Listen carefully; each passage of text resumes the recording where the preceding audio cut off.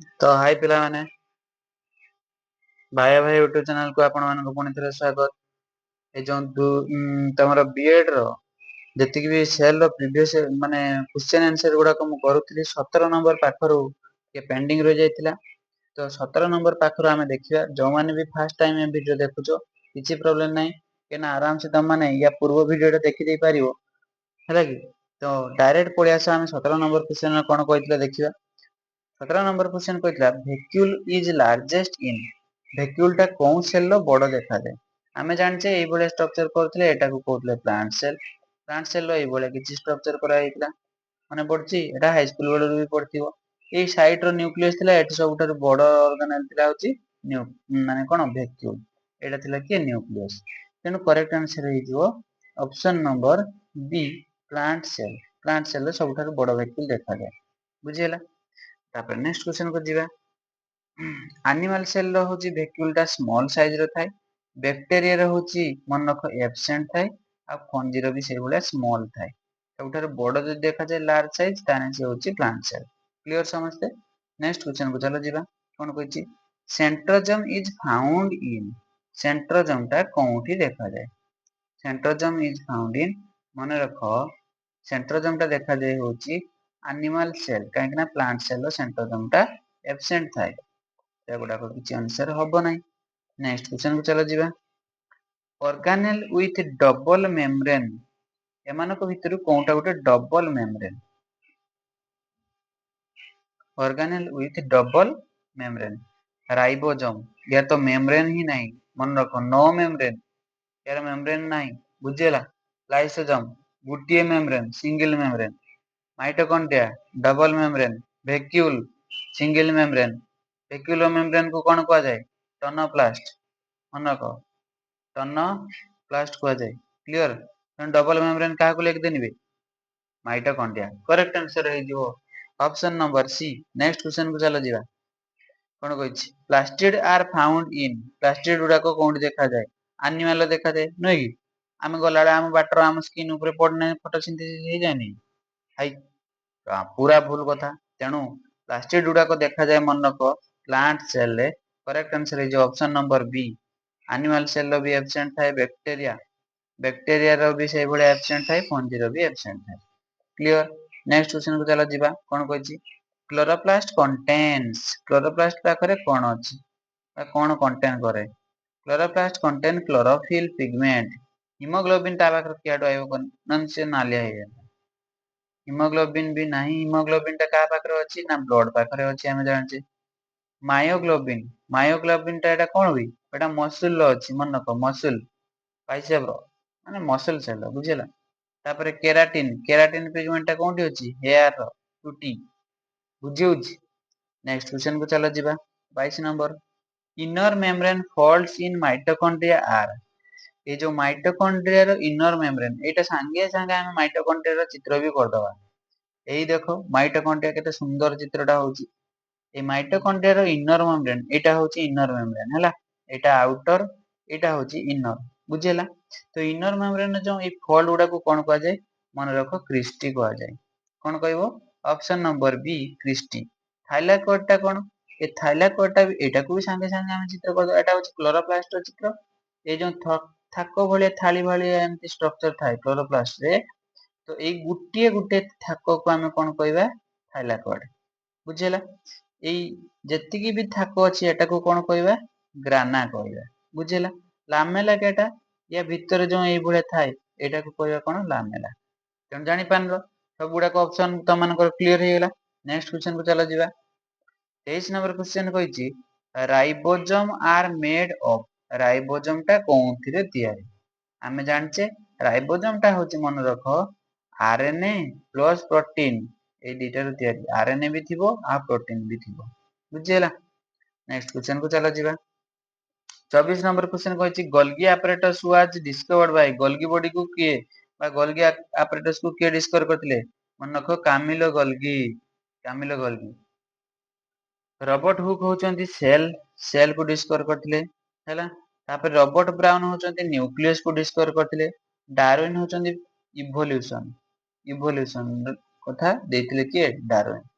Then चलो देर न करी 25 नंबर क्वेश्चन को जीवा बहुत टाइम खाई दउछ हम पेरोक्सिजम हेल्प्स इन पेरोक्सिजम ता कोन पई हेल्प करे मन रखो डिटॉक्सिफिकेशन पई हेल्प करे किए ए पेरोक्सिजम प्रोटीन सिंथेसिस पई तो तमर राइबोसोम फोटोसिंथेसिस पई क्लोरोप्लास्ट रेस्पिरेशन पई तमर बैक्टीरिया जदी हितिबो मेसोजोम बैक्टीरिया कैसे के मेसोजोम बुझिला नेक्स्ट चलो 26 नंबर क्वेश्चन को जीवा cytoskeleton is made of cytoskeleton टा कोउथिरु तयारी आमे जानचे एगुडा कहउचंदी प्रोटीन फिलामेंट्स एडा कोन ना प्रोटीन फिलामेंट्स तको सर साइटोस्केलेटन कोन बुझी पारलेनी एटा धरा जो गुटे सेल रो स्ट्रक्चर करली ए सेल भितरे एठी न्यूक्लियस एटा होचंदी वैक्यूल ए वैक्यूल भितरे एमती ट्यूब भलिया स्ट्रक्चर थाए सेल रो स्केलेटन भलिया काम करे चारि आडको एमती लंबे की थाए ताको कुआ जे साइटोस्केलेटन सेगुडा को कोउथिरे तयारी ना प्रोटीन ने तयारी बुझियला तापर नेक्स्ट क्वेश्चन को जीवा सेगुडा कहउचंदी माइक्रोट्यूबुल माइक्रोफिलामेंट हैला साइटोस्केलेटन तापर next nucleus is responsible for nucleus टा कोन पई रेस्पोंसिबल हुए आमे जानचे न्यूक्लियस रा काम होची कोन ना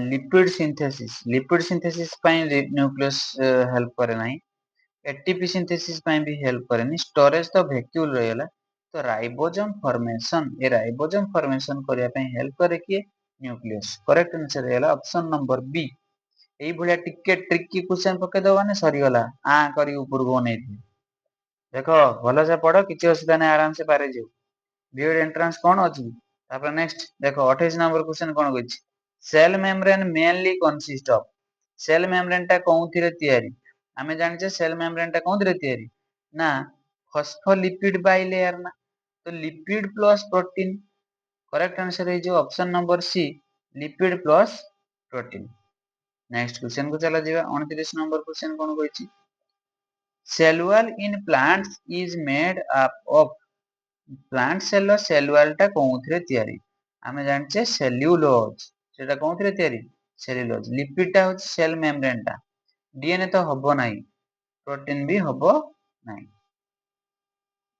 एना प्रोटीन आ लिपिड ए दिटा होचंदी सेल मेम्ब्रेन सेल्युलोज होछि कोन सेल वॉल टा नेक्स्ट टोनोप्लास्ट सराउंड्स एबे टिके आगर त मानको कहि देई होतली वैक्यूल रो आउटर में बा वैक्यूल रो मेम्ब्रेन को कोन कहै जाय टोनोप्लास्ट करेक्ट आंसर हैला option number B option number B तापर नेक्स्ट 31 नंबर क्वेश्चन को चलो diffusion is movement of molecule from केते रु केते फ्रॉम हायर कंसंट्रेशन और लोअर कंसंट्रेशन ना लोअर रु हायर आमे जानछे डिफ्यूजन माने हाई जगह रु लो जगह को जीवो ताको आमे सेटा कोन कहयो डिफ्यूजन बुझी हेले नेक्स्ट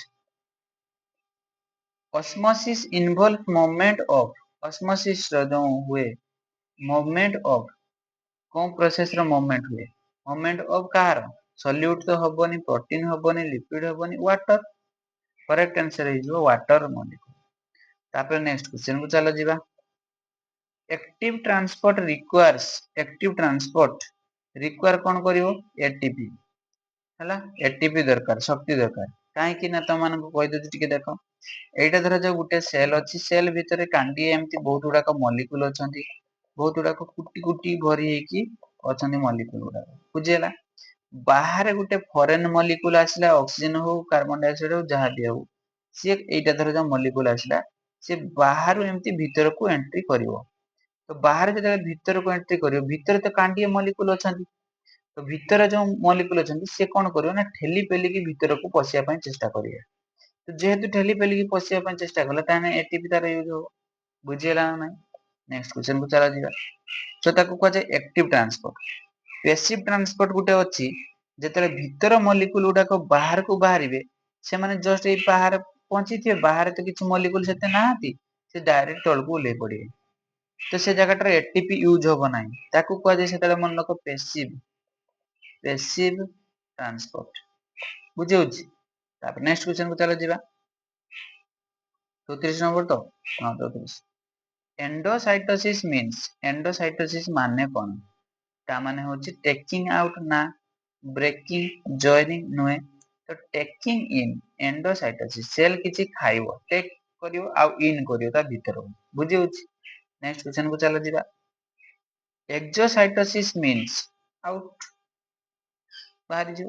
ଏକ୍ସୋ ମାନେ କଣ ଏକ୍ଜିଟ୍ କବାଟରେ ଲେଖା ହେଇଥିବ ମନେ ରଖ ଏକ୍ଜିଟ୍ ମାନେ କଣ ବାହାର ଯାଅ। ନେକ୍ସଟ 36 ନମ୍ବର କ୍ୱେଶ୍ଚନ କୁ ଯିବା ଚାଲ। ଫ୍ୟାସିଲିଟେଡ୍ ଡିଫ୍ୟୁଜନ ରିକ୍ୱାର୍ସ ଫ୍ୟାସିଲିଟେଡ୍ ଡିଫ୍ୟୁଜନ ଟା କଣ ରିକ୍ୱାର କରେ? ମନେ ରଖ ଫ୍ୟାସିଲିଟେଡ୍ ଡିଫ୍ୟୁଜନ ଟା ରିକ୍ୱାର କରେ କ୍ୟାରିୟର ପ୍ରୋଟିନ। ଫ୍ୟାସିଲିଟେଡ୍ ଡିଫ୍ୟୁଜନ ଟା ରିକ୍ୱାର କରେ କଣ କ୍ୟାରିୟର ପ୍ରୋଟିନ। এটা ଆମେ ଜାଣିଛେ କୋଉଥିରେ ଫ୍ୟାସିଲିଟେଡ୍ ଡିଫ୍ୟୁଜନ ଟା ପଢତେ ପାଇବା ନା ମନେ ରଖ ସେଲ୍ ମେମ୍ବ୍ରେନ୍ ରେ ପଢତେ ପାଇବା ଫ୍ୟାସିଲିଟେଡ୍ ଡିଫ୍ୟୁଜନ ଟା। କିଛି କିଛି ପ୍ରୋଟିନ ଥାନ୍ତି ଏମିତି ତାଙ୍କ ମଝିରେ କି କିଛି ମଲିକ୍ୟୁଲ ଏମିତି ଭିତର ଦେଇକି ଏମିତି ପାସ୍ କରିଯାଆନ୍ତି ତାକୁ କୁହାଯାଏ ଫ୍ୟାସିଲିଟେଡ୍ ଡିଫ୍ୟୁଜନ ବୁଝିଲା। 37 ନମ୍ବର କ୍ୱେଶ୍ଚନ କୁ ଚାଲ ଯିବା।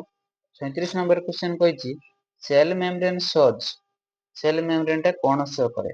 ମନେ ରଖ ଫ୍ଲୁଇଡିଟି କଣ ଶୋ କରେ ସିଏ ଫ୍ଲୁଇଡିଟି। ସେ ରିଜିଡିଟି ଯିବନି ଡ୍ରାଇନେସ୍ ଯିବନି ହାର୍ଡନେସ୍ ବି ଯିବନି ଏଟା ଗୋଟେ ଫ୍ଲୁଇଡିଟି କାହିଁକି ନା ଏଟା ଫ୍ଲୁଇଡ ମୋଜାଇକ ମଡେଲ ରୁ ଆସିଛି ବୁଝିହେଲା।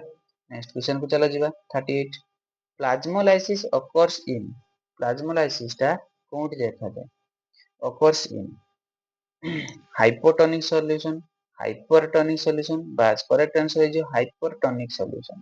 ପ୍ଲାଜମୋଲାଇସିସ୍ ଟା ଦେଖାଯାଏ ହାଇପର ମାନେ ଅଧିକ ଆଇସୋଟୋନିକ ହବନି କି ନ୍ୟୁଟ୍ରାଲ ବି ହବ ନାହିଁ। ନେକ୍ସଟ କ୍ୱେଶ୍ଚନ କୁ ଯିବା। ଟର୍ଜିଡିଟି ଅକର୍ସ ଇନ୍ ଟର୍ଜିଡିଟି ଅକର୍ସ ଟା କୋଉଠି ଦେଖାଯାଏ ନା ମନେ ରଖ ଏଟା ଦେଖାଯାଏ ଟର୍ଜିଡିଟି ଟା ହାଇପୋଟୋନିକ। ତ ଟର୍ଜିଡିଟି ଅକର୍ସ ଇନ୍ ହାଇପୋଟୋନିକ ଆଉ ଯୋଉ ପ୍ରିଭିୟସ କ୍ୱେଶ୍ଚନ ଟା ଆମେ କହିଦେଲେ ପ୍ଲାଜମୋଲାଇସିସ୍ ଅକର୍ସ ଇନ୍ ହାଇପରଟୋନିକ ଏଇ ଦିଟାକୁ ଭଲସେ ମନେ ରଖିଥିବ। 40 ନମ୍ବର କ୍ୱେଶ୍ଚନ କୁ ଚାଲ ଯିବା। Passive transport needs passive transport ଟା କଣ ନିଡ୍ କରିବ? ଏଟିପି ତ ସେ କେବେ ବି ନିଡ୍ କରେ ନାହିଁ କାହିଁକି ନା ତାର କିଛି ତମମାନଙ୍କୁ ଏଇ ଜଷ୍ଟ ଟିକେ ପୂର୍ବରୁ କହିଦେଇଗଲି ପେସିଭ୍ ଟ୍ରାନ୍ସପୋର୍ଟ ମାନେ କଣ ସେଇଠି ଥିବ ସେଇଠି ତଳକୁ ଚାଲିଯିବ କାହିଁକି ନା ହାୟର କନସେଣ୍ଟ୍ରେସନ ରୁ ସେଟା ଯିବ କୋଉଠି ଲୋୟର କନସେଣ୍ଟ୍ରେସନ ମିଡିୟମ ସେଠି ଏଟିପି ଦରକାର ନାହିଁ ଏନଜାଇମ ବି ଦରକାର ନାହିଁ କି ହରମୋନ ବି ଦରକାର ନାହିଁ। ତେଣୁ କରେକ୍ଟ ଆନ୍ସର ହେଇଗଲା ଅପସନ ନମ୍ବର ବି ନୋ ଏନର୍ଜି। 41 ନମ୍ବର କ୍ୱେଶ୍ଚନ ଯିବା। Genetic material in nucleus is nucleus ର ଜେନେଟିକ ମେଟେରିଆଲ ଟା କିଏ? ଆମେ ଜାଣିଛେ ସିଏ ହଉଛି ଡିଏନଏ କରେକ୍ଟ ଆନ୍ସର ହେଇଯିବ କଣ ଡିଏନଏ। ଆରଏନଏ ହବନି କି ପ୍ରୋଟିନ ହବନି କି ଲିପିଡ ବି ହବ ନାହିଁ। ନେକ୍ସଟ କ୍ୱେଶ୍ଚନ କୁ ଚାଲ ଯିବା। 42 ନମ୍ବର କ୍ୱେଶ୍ଚନ କହିଛି କ୍ରୋମୋଜୋମ ଆର୍ ମେଡ୍ ଅଫ୍ ଡେସ୍ କ୍ରୋମୋଜୋମ ଗୁଡାକ କୋଉଥିରେ ତିଆରି? ଆମେ ଜାଣିଛେ କ୍ରୋମୋଜୋମ ଗୁଡାକ କୋଉଥିରେ ତିଆରି ନା ଡିଏନଏ ବି ଯିବ ଆଉ ପ୍ରୋଟିନ ବି ଯିବ ଏ ଦିଟାକୁ ନେଇକି କ୍ରୋମୋଜୋମ ତିଆରି ହେଇଛି। ଡିଏନଏ ଆଉ କି ପ୍ରୋଟିନ ନା ମନେ ରଖ ହିଷ୍ଟନ ପ୍ରୋଟିନ। ଯେତେବେଳେ ତମେ କ୍ଲାସ କରିବ ଗୋଟେ ଗୋଟେ ଡିଟେଲ୍ସ ବୁଝି ବୁଝି ଚାଲିବ। ଲିପିଡ ଡିଏନଏ ହବନି ଆରଏନଏ ଲିପିଡ ହବନି ସୁଗାର ବି ହବ ନାହିଁ। ନେକ୍ସଟ କ୍ୱେଶ୍ଚନ କୁ ଚାଲ ଯିବା। କଣ କହିଛି 43 ନମ୍ବର କ୍ୱେଶ୍ଚନ ପ୍ରୋକାରିଓଟିକ ରାଇବୋଜୋମ ସାଇଜ ପ୍ରୋକାରିଓଟିକ ରାଇବୋଜୋମ ସାଇଜ ଗୁଡାକ ଆମେ ଜାଣିଛେ 70S 80S ଟା କୋଉଠି ଦେଖାଯାଏ ନା ୟୁକାରିଓଟିକ ସେଲ ରେ ଦେଖାଯାଏ ୟୁକାରିଓଟିକ ଏଟା ହଉଛି ପ୍ରୋକାରିଓଟିକ। ଏଇ 70S ଟାକୁ ଯଦି ଆମେ ଭାଗ କରିବା କେତେ କେତେ ମନେ ରଖ ଗୋଟେ 30S ପାଇବା ଆଉ ଗୋଟେ ପାଇବା ଲାର୍ଜ ସବୟୁନିଟ ଟା 50S। ତମାନେ କହିବ ସାର୍ 50 30 ମିଶିକି ତ 80 ହଉଛି 70 କାହିଁ ଲେଖାଗଲା ମନେ ରଖ 30S ଟା ଯୋଉ ଲେଖାଗଲା ଆଉ 50S ଯେତେବେଳେ ଦି ଜଣ ମିଶିବେ ଏଇ କିଛି ପରସେଣ୍ଟ ଦବିଯାଏ ସେଟା ହଉଛି ମନେ ରଖ 10S ସେଟା କେତେ 10 ତ ଦିଟା ଯାକ ମିଶିଗଲା ପରେ କେତେ ହଉଛନ୍ତି ନା 70S। କ୍ଲିୟର ସମସ୍ତେ। ନେକ୍ସଟ କ୍ୱେଶ୍ଚନ କୁ ଚାଲ ଯିବା। 44 ନମ୍ବର କ୍ୱେଶ୍ଚନ କହିଛି ୟୁକାରିଓଟିକ ରାଇବୋଜୋମ ସାଇଜ ୟୁକାରିଓଟିକ ରାଇବୋଜୋମ ଏବେ କହିଗଲି 80S ଏ 80S କୁ ସେଇଭଳିଆ ଭାଗ କରିଦବା ସ୍ମଲ ସବୟୁନିଟ ଟା 40S ଛୋଟଟା ଆଉ ବଡଟା ହଉଛି ମନେ ରଖ 60S। ଏ ଠିକ କେତେ ପରସେଣ୍ଟ ଦବି ଯାଉଛି ନା ମନେ ରଖ ଏ ଦି ଜଣ ଯେତେବେଳେ ମିଶିଯିବେ ସେଇ ଭଳିଆ 60 40 ମିଶିକି 80 ହେଇଯିବେ ଆଉ କେତେ ପରସେଣ୍ଟ ଦବୁଛି ନା 20%। ତାପରେ ନେକ୍ସଟ କ୍ୱେଶ୍ଚନ କୁ ଚାଲ ଯିବା। 45 ନମ୍ବର କ୍ୱେଶ୍ଚନ କହିଛି cell membrane thickness is about cell membrane ର ଥିକନେସ ଟା କେତେ ମନେ ରଖ 7 ନାନୋମିଟର ଏଟା ସମସ୍ତେ ମନେ ରଖିଥିବ 7 ନାନୋମିଟର। 46 ନମ୍ବର କ୍ୱେଶ୍ଚନ କହିଛି କ୍ରିଷ୍ଟା ଇନକ୍ରିଜ କ୍ରିଷ୍ଟା ଟା କଣ ଇନକ୍ରିଜ କରେ ଆମେ ଜାଣିଛେ କ୍ରିଷ୍ଟା ଟା କଣ ଇନକ୍ରିଜ କରେ ନା ମାଇଟୋକଣ୍ଡ୍ରିଆ ର ଏଇ ଯୋଉ ସ୍ମଲ ଫୋଲ୍ଡେଡ ଲାଇକ ଷ୍ଟ୍ରକ୍ଚର ଏଇଭଳିଆ ମାଇଟୋକଣ୍ଡ୍ରିଆ ର ଷ୍ଟ୍ରକ୍ଚର ସାଙ୍ଗେ ସାଙ୍ଗେ କରିଦବ ଏଇଗୁଡାକ ହଉଛନ୍ତି କଣ କ୍ରିଷ୍ଟା। ଏ କ୍ରିଷ୍ଟାଟା ଯେତେ ଫୋଲ୍ଡେଡ ହେଇକି ରହିବ ତା ସାଇଡର ଅକ୍ସିଜେନ ଗୁଡାକ ସେତେ ବେଶୀ ରହିପାରିବ। କାହିଁକି ନା ଯଦି କ୍ରିଷ୍ଟା ଏମିତି ପ୍ଲେନ କରିଦେଇଥାନ୍ତି ତାହେଲେ ଅଳ୍ପ ଅକ୍ସିଜେନ ଥାନ୍ତା। ଯଦି ଫୋଲ୍ଡେଡ କରିଦେବି କେତେ ଅକ୍ସିଜେନ ରହିଯିବ, ତ ସରଫେସ ଏରିଆକୁ ସେଟା ଇନକ୍ରିଜ କରିବା ପାଇଁ ହେଲ୍ପ କରେ। ବୁଝିହଉଛି। ନେକ୍ସଟ କ୍ୱେଶ୍ଚନ 47 ନମ୍ବର କ୍ୱେଶ୍ଚନ କଣ କହିଛି, ଗ୍ରାନା ପ୍ରେଜେଣ୍ଟ ଇନ୍, ଗ୍ରାନାଟା କୋଉଠି ପ୍ରେଜେଣ୍ଟ ଦେଖାଯାଏ? ଆମେ ଜାଣିଛେ ଗ୍ରାନାଟା ହଉଛି କ୍ଲୋରୋପ୍ଲାଷ୍ଟରେ ଦେଖାଯାଏ। ତେଣୁ ଅପସନ ନମ୍ବର ବି ହେଇଗଲା କରେକ୍ଟ ଆନ୍ସର। କ୍ଲୋରୋପ୍ଲାଷ୍ଟରେ ଦେଖାଯାଏ ଗ୍ରାନା। ଗ୍ରାନା ଗୁଡାକ ତମାନଙ୍କୁ ଅଲରେଡି ମୁଁ କରିକି ଦେଖେଇ ଦେଇଛି। ଏଇଗୁଡାକ ଥାକ ଭଳିଆ ଦେଖାଯାଏ। ଏଗୁଡାକ ହଉଛନ୍ତି କୁହାଯାଏ କଣ ଗ୍ରାନା। ବୁଝିହେଲା। ଏ ଗୋଟେ ଗୋଟେକୁ କୁହାଯାଏ କଣ ଥାଇଲାକଏଡ। ବୁଝିହେଲା। ତ ମାଇଟୋକଣ୍ଡ୍ରିଆ ହବନି, ନ୍ୟୁକ୍ଲିୟସ ହବନି କି ଏଣ୍ଡୋପ୍ଲାଜମିକ ରେଟିକୁଲମ ହବନି। ନେକ୍ସଟ କ୍ୱେଶ୍ଚନ 48 ନମ୍ବର କ୍ୱେଶ୍ଚନ କଣ କହିଛି, ସାଇଟୋପ୍ଲାଜମ ଏକ୍ସକ୍ଲୁଡ୍ସ, ସାଇଟୋପ୍ଲାଜମ ଟା ଏକ୍ସକ୍ଲୁଡ, କାହାକୁ ଛାଡିଦେଲେ ସାଇଟୋପ୍ଲାଜମ। ଏଠି ତମମାନଙ୍କୁ ମୁଁ ଟିକେ ବେସିକ କଥାଟା କହିବି। ଦେଖ ଯଦି ମୁଁ ପ୍ଲାଣ୍ଟ ସେଲ କରିବି, ଲେଖିଦେନି ପ୍ଲାଣ୍ଟ ସେଲ। ବୁଝିହେଲା। ପ୍ଲାଣ୍ଟ ସେଲ ଯଦି ମାଇନାସ କରିଦେମି କଣ, ସେଲ ୱାଲ, ସେଲ ୱାଲ। ଏଇଟା ପ୍ଲାଣ୍ଟ ସେଲ ର ଚିତ୍ର କରିଦେଲି, ଛୋଟିଆ ଚିତ୍ରଟା କରୁଛି। ଏଗୁଡାକ ତାର କଣ ରହିଗଲା, ସେଲ ୱାଲ। ତା ଭିତରେ ନ୍ୟୁକ୍ଲିୟସ ରହିଲା, ତାପରେ ଭେକ୍ୟୁଲ ରହିଲା, ତାପରେ ଛୋଟ ଛୋଟ କରିଦଉଛି ତମମାନଙ୍କୁ, ଏଗୁଡାକ ଅଦର ସେଲ ଅର୍ଗାନେଲ, ତାମାନେ ମାଇଟୋକଣ୍ଡ୍ରିଆ, ଗଲ୍ଗି ବଡି ଏମାନେ ସବୁ ଅଛନ୍ତି। ବୁଝିହେଲା। ତ ପ୍ଲାଣ୍ଟ ସେଲ ରୁ ଯେତେବେଳେ ସେଲ ୱାଲ କୁ ମୁଁ ବାହାର କରିଦେମି ବା ରିମୁଭ କରିଦେମି, ଯାହା ବାକି ରହିଲା, ସେଲ ୱାଲ ରିମୁଭ କରିଦେମି ମାନେ କଣ, ସେଲ ୱାଲ ଟାକୁ ଏମିତି ବାହାର କରିଦେବି, ତାକୁ ବାହାରିଗଲା ସେଲ ୱାଲ। ଏଇ ସେଲ ୱାଲ ଟା ଏବେ ବାହାରିଗଲା। ଯାହା ରହିଲା, ଯୋଉ ପାର୍ଟ ରେଷ୍ଟ ରହିଲା ତାକୁ କୁହାଯାଏ ପ୍ରୋଟୋପ୍ଲାଷ୍ଟ। ତାକୁ ମନେ ରଖ, ତାକୁ କଣ କୁହାଯାଏ, ପ୍ରୋଟୋପ୍ଲାଷ୍ଟ। ପ୍ରୋଟୋପ୍ଲାଷ୍ଟ। ବୁଝିହେଲା। ତାପରେ ପୁଣି ରହିଲା କିଏ, ପ୍ରୋଟୋପ୍ଲାଷ୍ଟ। ପ୍ରୋଟୋପ୍ଲାଷ୍ଟ ଯଦି ମୁଁ ବାହାର କରିଦେମି cell membrane, cell membrane, cell membrane ବାହାର କରିଦେଲେ ଯାହା ବାକି ରହିବ ତାକୁ କୁହାଯାଏ ପ୍ରୋଟୋପ୍ଲାଜମ। ତାକୁ କୁହାଯାଏ କଣ, ପ୍ରୋଟୋପ୍ଲାଜମ। କ୍ଲିୟର ସମସ୍ତେ। ପୁଣି ଆସିଲା କିଏ, ପ୍ରୋଟୋପ୍ଲାଜମ। ପ୍ରୋଟୋପ୍ଲାଜମ ରୁ ବାହାର କରିଦେମି କାହାକୁ, ନା ନ୍ୟୁକ୍ଲିୟସ କୁ। ମନେ ରଖ, ନ୍ୟୁକ୍ଲିୟସ କୁ ବାହାର କରିଦେମି, କାହାକୁ, ନ୍ୟୁକ୍ଲିୟସ କୁ। ରହିଲା କିଏ, ସାଇଟୋପ୍ଲାଜମ। ତାହେଲେ ସାଇଟୋପ୍ଲାଜମ କଣ, ନା ନ୍ୟୁକ୍ଲିୟସ ଯେତେବେଳେ ଆମେ ବାହାର କରିଦଉଛେ ତାକୁ କହିବା ସାଇଟୋପ୍ଲାଜମ। କରେକ୍ଟ ଆନ୍ସର ହେଇଗଲା ଅପସନ ନମ୍ବର ବି। ତମେ ଜାଣିପାରିଥିବ। ତାପରେ ନେକ୍ସଟ ସେଇ ସାଇଟୋପ୍ଲାଜମ ଆଉ ଯଦି ବେଶୀ ପଚାରିଦେଲା କହିଦବା, ସାଇଟୋପ୍ଲାଜମ ରୁ ଯଦି ଆମେ ବାହାର କରିଦବା, ସାଇଟୋପ୍ଲାଜମ ରୁ ଯଦି ବାହାର କରିଦବା, ନ୍ୟୁକ୍ଲିୟସ ତ ଅଲରେଡି ବାହାରିଛି ମନେ ରଖିଲ। ସାଇଟୋପ୍ଲାଜମ ରୁ ସବୁ ସେଲ ଅର୍ଗାନେଲ, ଗଲ୍ଗି ବଡି, ମାଇଟୋକଣ୍ଡ୍ରିଆ ଏତି ସବୁ ବାହାର କରିଦେଇ ସାରିଲା ପରେ ଯାହା ରେଷ୍ଟ ପାର୍ଟ ରହିଲା ତାକୁ ଆମେ କଣ, ସାଇଟୋପ୍ଲାଜମ ମାଇନାସ କଣ କରିବ, ଅଦର ସେଲ ଅର୍ଗାନେଲ ବା ଅଲ ସେଲ ଅର୍ଗାନେଲ, ଅଲ ସେଲ ଅର୍ଗାନେଲ ଯାହା ରହିଲା ତାକୁ କୁହାଯାଏ ସାଇଟୋସଲ। ସାଇଟୋସଲ। କ୍ଲିୟର ସମସ୍ତେ। ଏଇଟାକୁ ଭଲସେ ମନେ ରଖୁଥିବ। ତାପରେ ନେକ୍ସଟ କ୍ୱେଶ୍ଚନ କୁ ଯିବା ଚାଲ। 49 number question, main function of nucleus. ଆମେ ଜାଣିଛେ ନ୍ୟୁକ୍ଲିୟସ ର କାମ କଣ, ନା କଣ୍ଟ୍ରୋଲ ଅଫ ଦି ସେଲ, ବାରମ୍ବାର ବ୍ରେନ ଅଫ ଦି ସେଲ ବି କହୁଛି। ଏନର୍ଜି ତ ମାଇଟୋକଣ୍ଡ୍ରିଆ, ଡାଇଜେସନ ତ ଆମର କଣ କିଏ, ଆମର ଲାଇସୋଜମ, ଷ୍ଟୋରେଜ କିଏ, ଭେକ୍ୟୁଲ। ବୁଝିହଉଛି, ଭେକ୍ୟୁଲ ଏଟା ଲାଇସୋଜମ, ଏନର୍ଜି ପ୍ରୋଡକ୍ସନ ହଉଛି ମାଇଟୋକଣ୍ଡ୍ରିଆ। ଗଲା। ନେକ୍ସଟ ଲାଷ୍ଟ କ୍ୱେଶ୍ଚନ କଣ କହିଛି ଦେଖିବା, cell division is controlled by, cell division କୁ କିଏ କଣ୍ଟ୍ରୋଲ କରେ। ଏଠି କିଏ କରେ ସେଟା କହିନି, କିଏ କଣ୍ଟ୍ରୋଲ କରେ, ମନେ ରଖ ନ୍ୟୁକ୍ଲିୟସ। ସେଲ ଡିଭିଜନ କରାଏ କିଏ, ନା ତମର ସେଣ୍ଟ୍ରୋଜମ। ମନେ ରଖ। ରହିଲା ତମର 50ଟା କ୍ୱେଶ୍ଚନ ଆଲୋଚନା କରିବାର ଥିଲା। ଫାଷ୍ଟ ଭିଡିଓରେ ମୁଁ 17ଟା କ୍ୱେଶ୍ଚନ କରିଥିଲି। ଏଇ ଭିଡିଓଟାରେ ମୁଁ 17 ରୁ 50 ପର୍ଯ୍ୟନ୍ତ କରେଇଛି, କାହିଁକି ନା ଭିଡିଓଟା ଗୋଟେ ଟେକ୍ନିକାଲ ଇସ୍ୟୁ ପାଇଁ ସେଟା କଟି ଯାଇଥିଲା। ତେଣୁ 17 ରୁ 50ଟା କ୍ୱେଶ୍ଚନ ଭିତରେ ତମର କେତେ କଣ ରହିଲା ମତେ କମେଣ୍ଟ ମାଧ୍ୟମରେ ଜଣେଇବ। ରହିଲି। ଜୟ ଜଗନ୍ନାଥ, ଜୟ ଭୋଲେନାଥ।